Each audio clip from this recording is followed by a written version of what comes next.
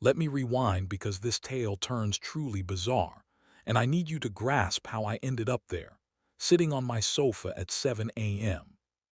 On December 25th, watching the woman I adored walk out carrying a suitcase as our Christmas tree lights twinkled in the background.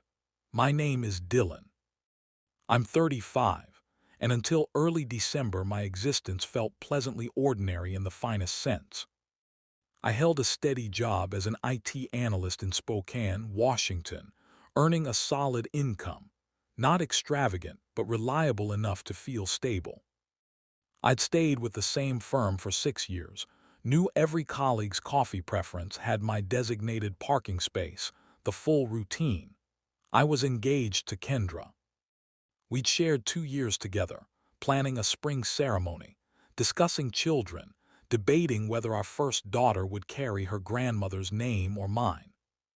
We'd already purchased half the reception decorations and argued endlessly about hiring a DJ versus a live band. So often I could repeat both sides word for word in my sleep. Life wasn't flawless, but it belonged to us. Then the opening week of December arrived, and everything collapsed quicker than I could comprehend. My employer was swallowed by a giant corporation based in Seattle, one of those takeovers where an email lands at 9 a.m.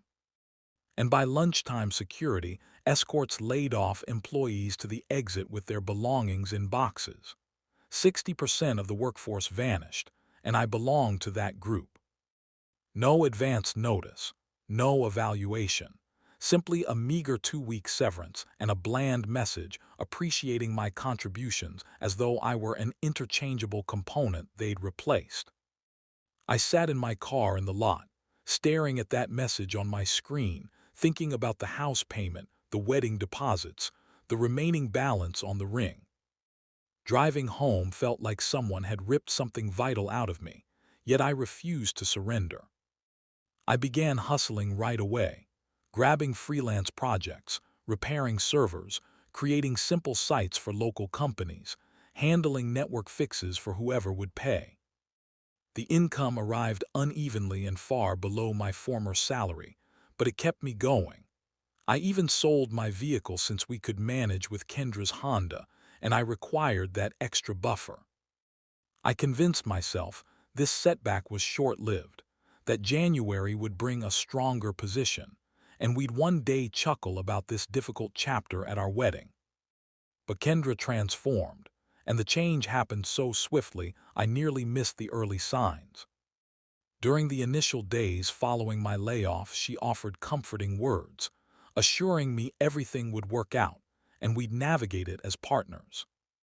Yet by the close of that first week, a noticeable shift occurred. Wedding discussions vanished. She returned home much later from her job than usual, and when I inquired about her day, she replied with single syllables before heading straight to the bedroom. She began socializing with friends far more often, visiting bars and nightclubs on weekdays, venues she'd previously ignored while I held steady employment. I'd send goodnight messages. She'd ignore them until morning. We used to chat every single evening before sleep, even about trivial matters like television shows or breakfast plans. But suddenly silence replaced those conversations. I kept attempting to restore normalcy, proposing movie nights, or suggesting we decorate for Christmas the way we had the previous year. She'd merely shrug and murmur maybe soon, though soon never arrived. By mid-December I sensed her drifting further, but I resisted accepting it. We'd spent 2 years building this shared vision, talking about aging side by side, the home we'd purchase in 5 years, teaching future children to ride bicycles. You don't discard all of that simply because a job disappears, correct? Incorrect. 1 week before the holiday, I proposed driving to my parents' home for Christmas as we'd always done. She stared at me as though I'd suggested traveling to another planet and answered, perhaps some other year. Then she announced she intended to visit her own family by herself. That hurt deeper than I cared to show, but I didn't insist. Each day that week she grew more distant. No more goodbye kisses in the morning. She scrolled her phone throughout meals instead of conversing, began sleeping pressed against the farthest edge of the mattress as though I carried something catching. I repeatedly assured myself the coldness was temporary, that after the holidays passed and I secured new employment, normalcy would return. I'd purchased her Christmas gift back in November, before the chaos began, a stunning necklace she'd admired for months. I wrapped it with care and placed it beneath our small tree, picturing her expression upon opening it. Christmas morning arrived. I rose early, determined to salvage something special from the day despite the tension. I brewed coffee, prepared eggs and bacon, arranged the table for what I hoped would feel like a traditional holiday breakfast. I played festive music, switched on the tree lights, even lit one of her favorite cinnamon-scented candles. The place appeared cozy and cheerful, yet an emptiness lingered because deep down I knew what approached. Kendra entered the living room around 7:30, and immediately I noticed she already wore her coat. Not pajamas, not the holiday sweater I'd given her last year, simply jeans, boots, and her thick winter jacket, as though prepared to depart. No makeup, hair tied back messily, expression completely neutral in a manner that sank my stomach. She sat opposite me at the table, ignored the food, didn't glance at the gift beside her plate. She simply looked at me for what seemed an eternity, but likely lasted half a minute. Then she delivered the sentence that shattered me entirely.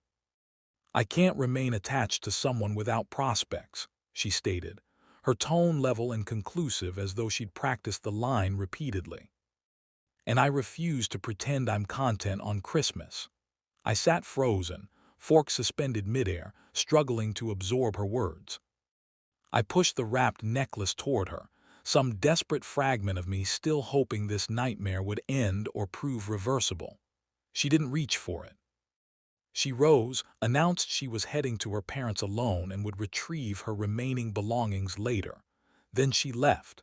I heard her engine start in the driveway. And in that instant, Christmas concluded.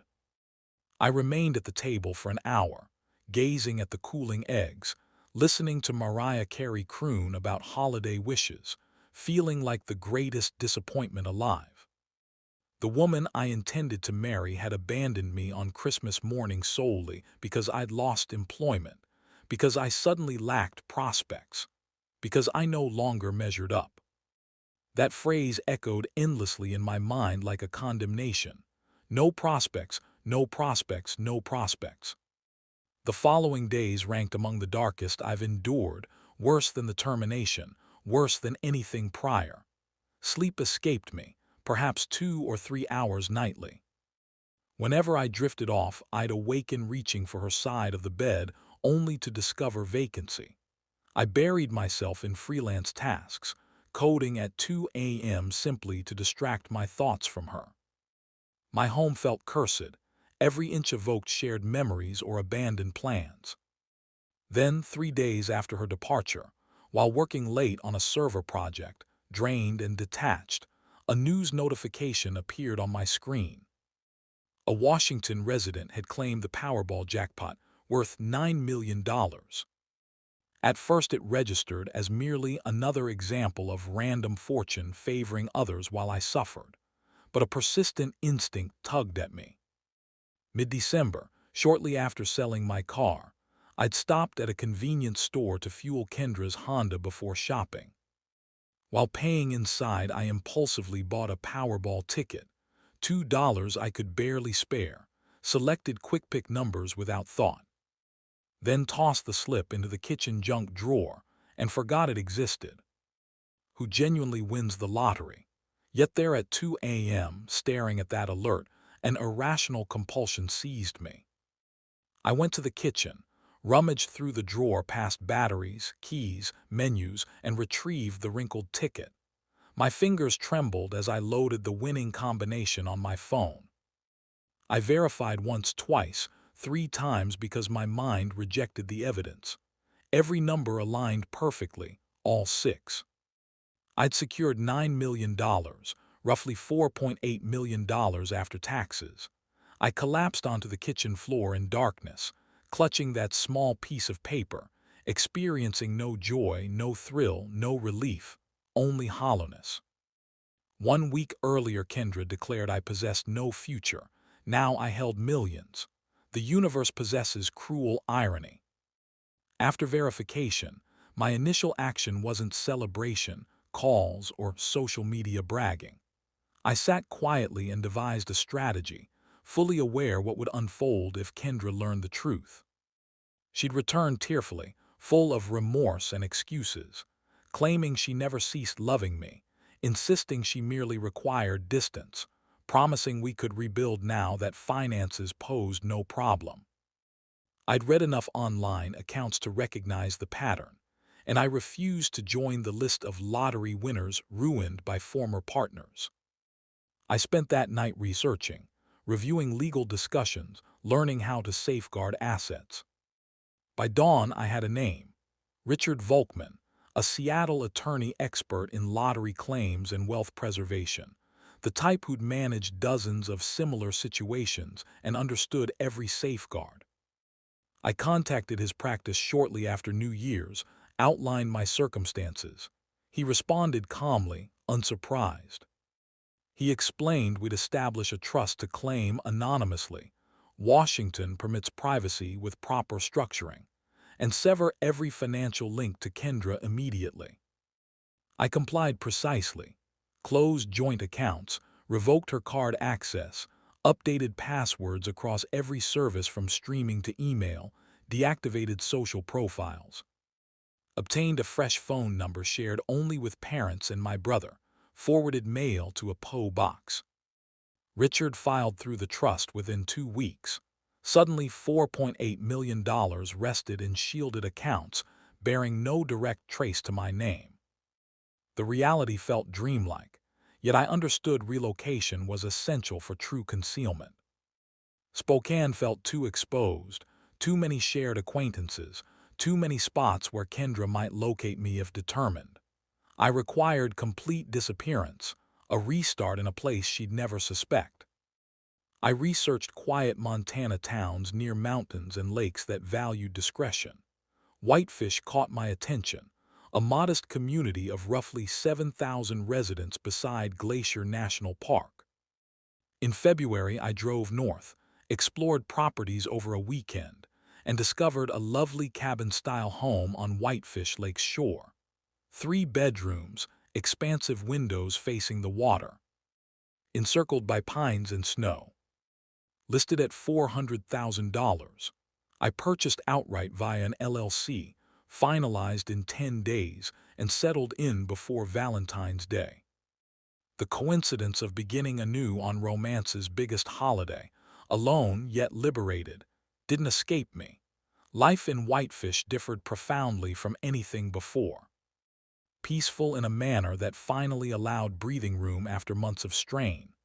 I avoided extravagant purchases, no sprawling estate, no flashy vehicles, none of the typical lottery cliches.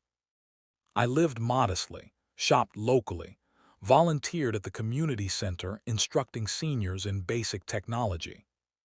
I assisted small businesses with network setups at no charge, simply to remain productive and valued. Residents welcomed the help without probing my background or motives for relocating.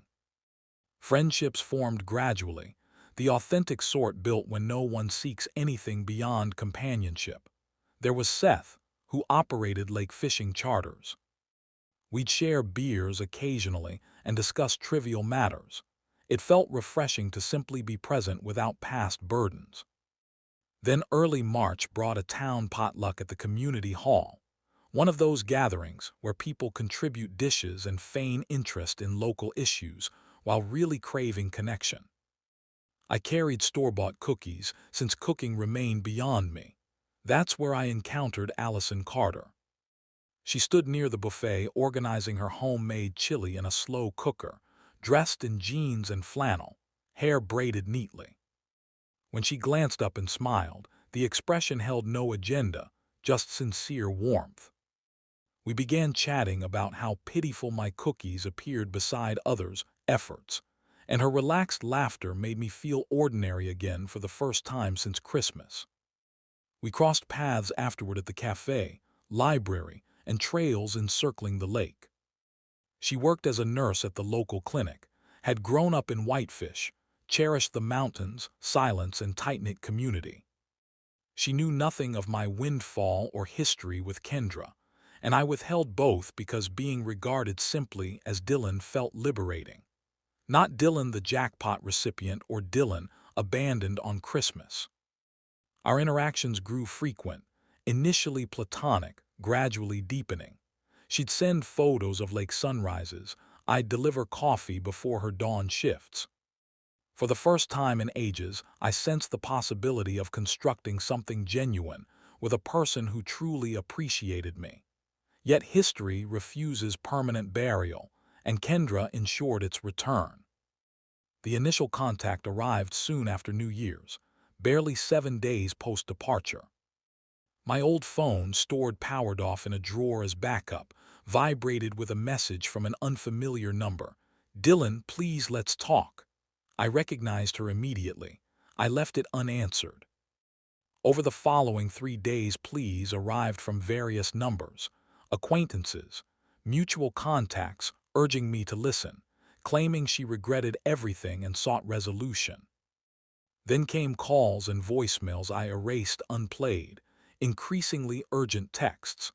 By mid-January, she'd somehow deduced my departure from Spokane. One friend noted my apartment advertised for rent. Messages intensified, demanding my location, inquiring about my well-being, insisting she deserved answers. I blocked each one and hoped that concluded matters. I misjudged. Late February, while working from home, I heard gravel crunch under tires in the driveway. Peering out, dread hit hard. Kendra stood beside her Honda, visibly weary after the long drive from Spokane.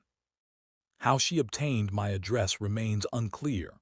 Perhaps a private investigator, pestering my family, or tracing some overlooked connection. Yet there she stood on my land, gazing at the house as though entitled to it. I observed silently as she approached the door. She knocked gently at first, then insistently. Her voice carried through faintly but distinctly. "I messed up badly," she called, sounding tearful after hours on the road. "Please, just 5 minutes." I remained in the living room, mere feet from the entrance, and stayed mute. No opening the door, no shouting to depart, no recognition whatsoever. Instead, I entered the kitchen, assembled a turkey sandwich, retrieved a beer, switched on the television. I could still hear her knocking, pleading, saying she feared solitude, admitted her greatest error, professed enduring love. I sat on the couch, consumed my sandwich, watched a program about ocean fishing, and permitted her to linger in the chill. After roughly 20 minutes, the pounding ceased. Her engine turned over, tires rolled away across gravel, then quiet returned. In that instant, empty plate beside me, beer in hand, serenity intact, that constituted my true retribution. Not confrontation, not flaunting wealth, not granting her any fragment of attention, merely silence. Stark, complete, flawless silence. Days later, an email arrived from Jennifer, a friend of Kendra's ID, once considered reasonable. Subject: "You should know." The note explained Kendra spread tales that we'd merely paused our relationship, that I'd vanished in anger, that she retained every right to contact me. The final sentence delivered the blow. Jennifer revealed Kendra suspected a financial windfall, had fixated on lottery data, quizzed shared contacts about any mention of sudden wealth. She claimed entitlement to a portion, because of our engagement, because she'd offered emotional support, because the ticket likely came during our time together. The presumption stunned me, the boldness nearly admirable. I forwarded it to Richard instantly. He phoned within the hour, calm and direct. "Ignore everything. She possesses no legal basis. Protection remains absolute." I followed that counsel precisely. I resumed my whitefish routine, peaceful lake mornings, coffee outings with Allison, volunteering, hiking, contentment. Kendra could spin whatever narrative suited her in Spokane, fixate on unattainable funds, exhaust herself pursuing a man who'd already advanced. I ceased allocating her mental space. Spring arrived in Whitefish carrying genuine tranquility I hadn't known in years. Snow receded from the lake, wildflowers lined trails, and I settled into a steady, authentic pattern. Early rises with deck coffee watching dawn, enjoyable freelance IT tasks without financial pressure, modest living, same used pickup truck, everyday jeans and flannels. Anonymity in Whitefish proved priceless, no one aware of my fortune, no one probing. I continued community center volunteering, Saturday coding lessons for children, tech guidance for seniors, so they could connect with grandchildren.